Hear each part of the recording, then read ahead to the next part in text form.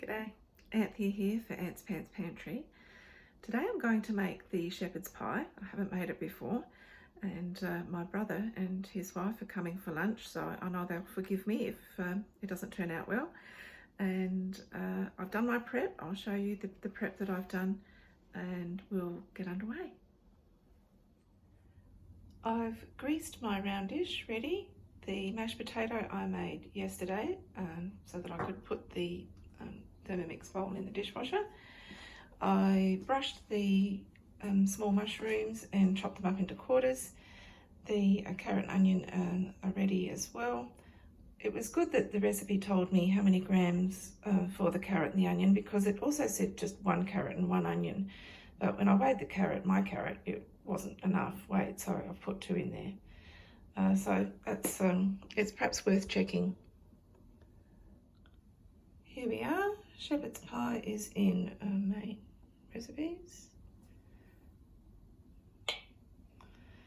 Okay, butter for greasing, 170 grams of carrot, the frozen peas, and 180 grams of onion, olive oil, mushrooms, lamb mince, stout, etc. Alrighty. Oven, good to go. It's been done. And now the carrot. And we chop that up separately, okay.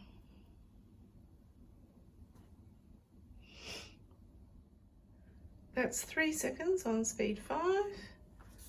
Next step.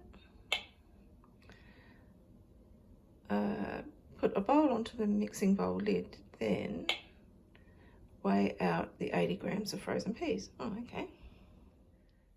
There we are, 80 grams of peas in a bowl.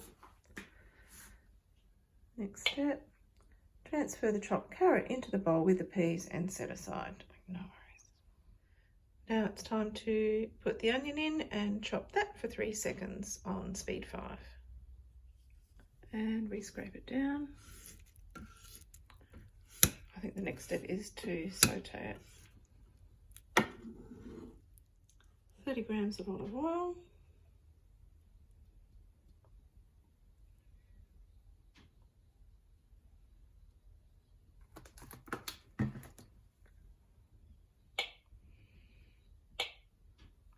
Yep, 3 minutes on speed 1. Next step is to add in the button mushrooms and saute it for a couple more minutes as well.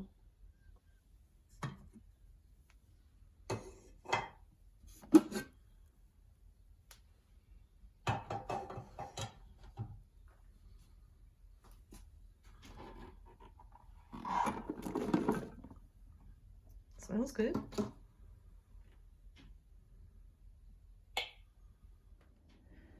Next step is to add in the 400 grams of lamb mince.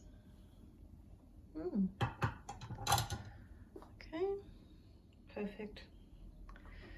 Then we cook that for a few minutes on reverse. 5 minutes, 100 degrees, reverse speed 1.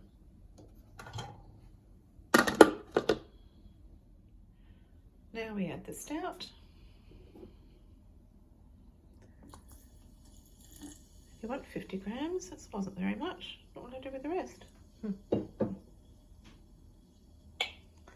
And a tablespoon of meat stock.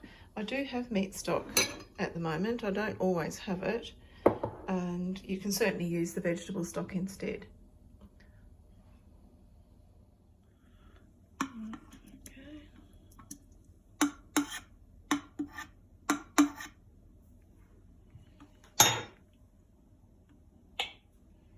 And the tomato paste, that's in now.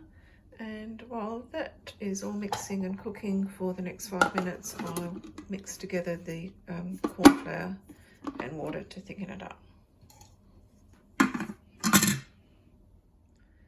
The tomato paste gives it a lovely colour, doesn't it? All right, so we add in the corn flour and the carrots and peas. And stir it all up and then put it in the dish for the oven.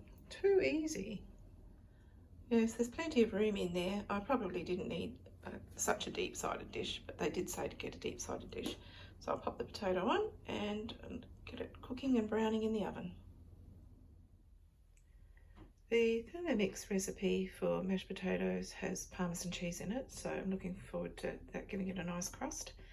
It does make a kilo of potatoes into mashed potato, which, you know, you're only supposed to need 600 grams on top of your pie for this recipe, but that's certainly enough to feed a lot of people at once. Well, now, the taste verdict. We all had second helpings. It was delicious, and my brother was kind enough to say it's his favourite meal. Shepherd's pie is his favourite, so it's a winner. And of course, in the book it says if you don't want to use lamb mince, you can use beef mince and make it a cottage pie instead. I found the mashed potato fairly soft according to the Thermomix recipe. I actually like it a bit firmer, but you know, it tasted great, so they were just minor things. Hope you enjoy, and thanks for watching.